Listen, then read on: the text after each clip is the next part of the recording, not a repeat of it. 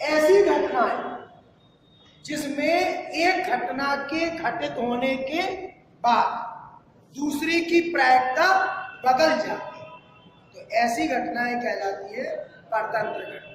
ठीक, तो दो ऐसी घटनाएं जिनमें एक के घटित होने के बाद दूसरे की प्रायिकता बदल जाती है, ऐसी घटनाएं क्या कहलाती हैं?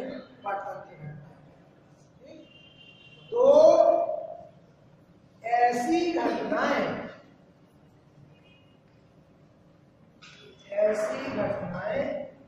जिनमें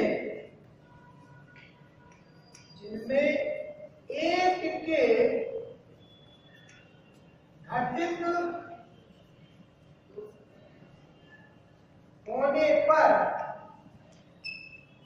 होने पर दूसरे के घटित होने की प्रायिकता बदल जाती है,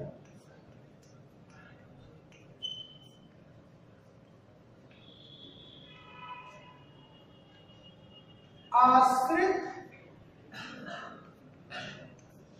या परतंत्र घटनाएं।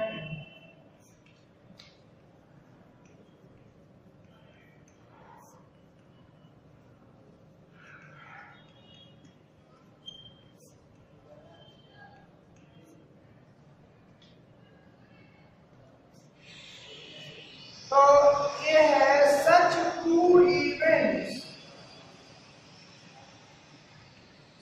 इवेंट्स, ठीक है, in which occurrence of one changes the probability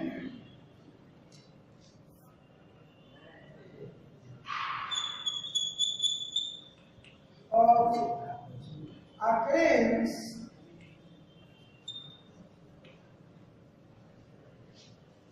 of other are called dependent events।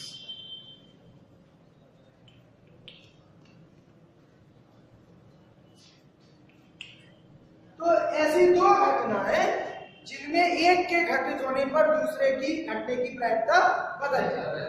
ठीक, जैसे ताश के पत्तों से, ताश की गड्डी से दो ताश निकाले जाए बारी बारी से, और पहला ताश निकालने के बाद उसे वापस गड्डी में ना रखा जाए, तो ऐसी जो दो घटनाएं होंगी वो क्या होंगी? ठीक, जैसे ताश के 52 पत्तों की गड्डी से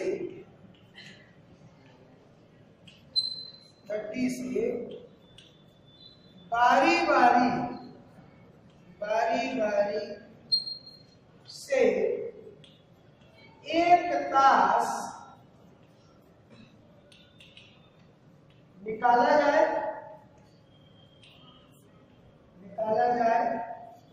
और पहले निकला ताश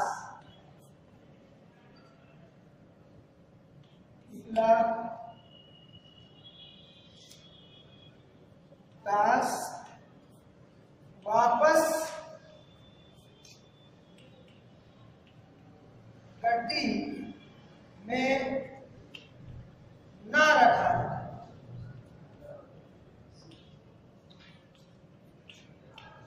तो ऐसी घटनाएं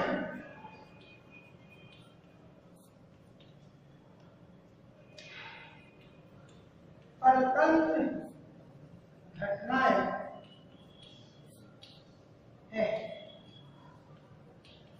अब क्वेश्चन ताश के कौन पत्तों की गति से पहला ताश, ठीक है, पहला ताश हुकुम का और दूसरा ताश, ठीक, बादशाह होने की प्रायिकता ज्ञात कीजिए, जबकि पहला निकाला हुआ ताश वापस गड्डी में नहीं रखा है। ठीक, एग्जाम्पल है ताश के 52 पत्तों की गड्डी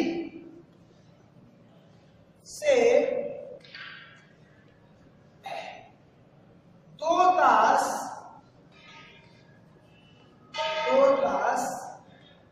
बारी बारी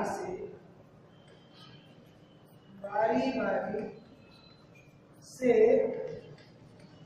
निकाले जाते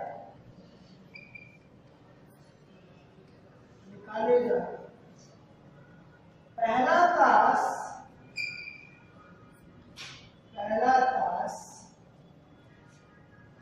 पान का ताश और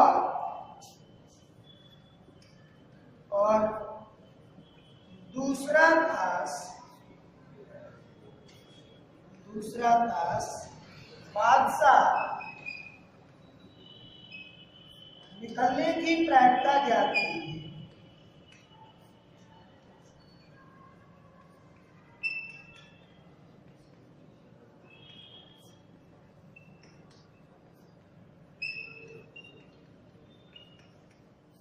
जबकि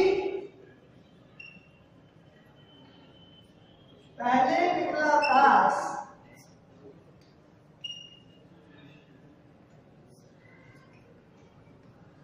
वापस गड्डी में नहीं रखा।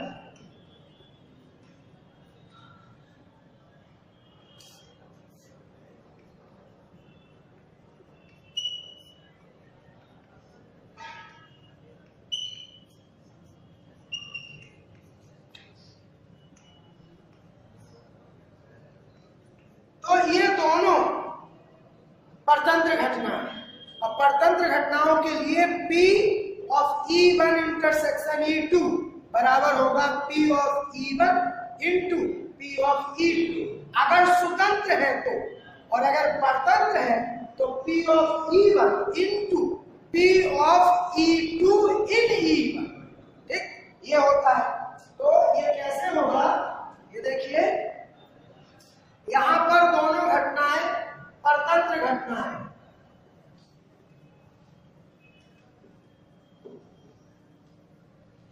तो परतंत्र घटनाओं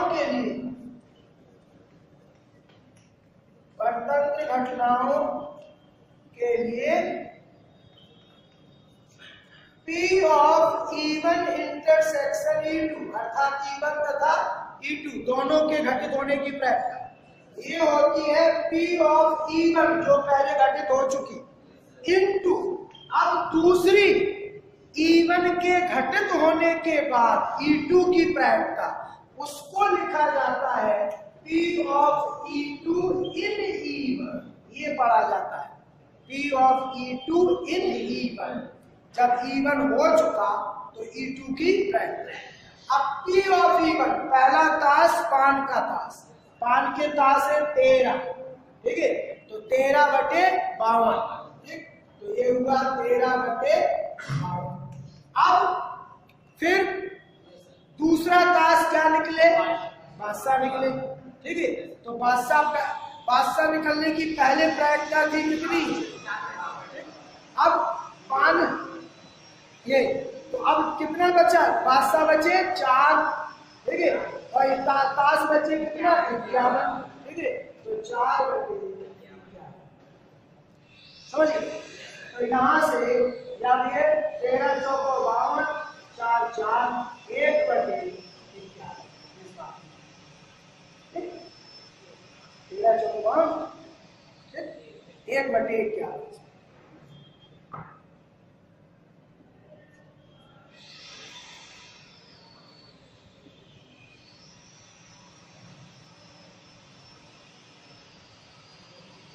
अब अगला है पूर्ण प्रायिकता खंड, अगला है पूर्ण प्रायिकता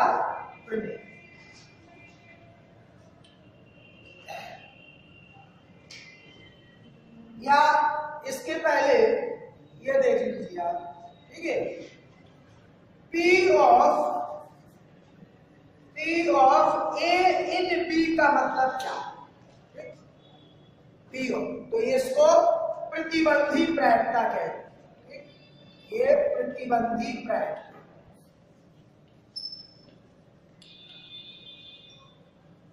इसका क्या मतलब है? इससे तात्पर्य है कि P के घटित होने के बाद बचे हुए सैंपल स्पेस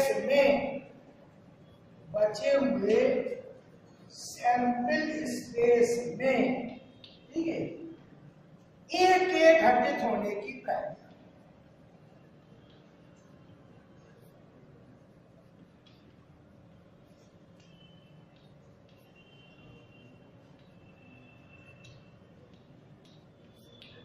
ये बचे हुए सैंपल स्पेस में।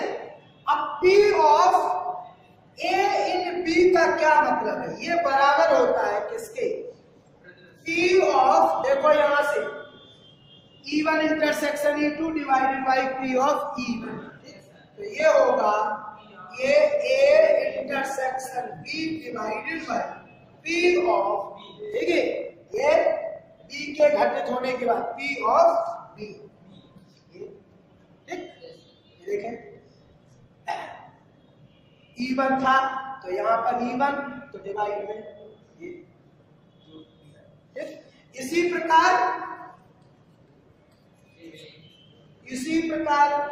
आप ये भी लिख सकते हो क्या? P of B in A, इसका मतलब ये हुआ कि A के घटित होने के बाद उसमें B के घटित होने की प्रायिकता, तो ये बराबर होगा P of A intersection B divided by P of A। तो जरा गौर से देखो, P of A intersection B दो प्रकार से हो सकता है। ये देखें, P of A intersection B बराबर होगा P of A into P of B in A, ठीक। इसी तरह से P of A intersection B बराबर होगा P of A in B into P of B, ठीक। दो प्रकार से लिखा जा सकता है, ठीक।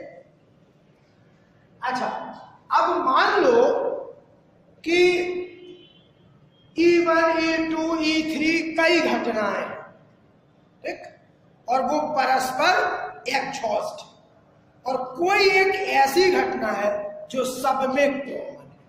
तो अब आपको पढ़ना है पूर्ण प्रायिकता प्रमेय, ठीक। पूर्ण प्रायिकता प्रमेय इसके बाद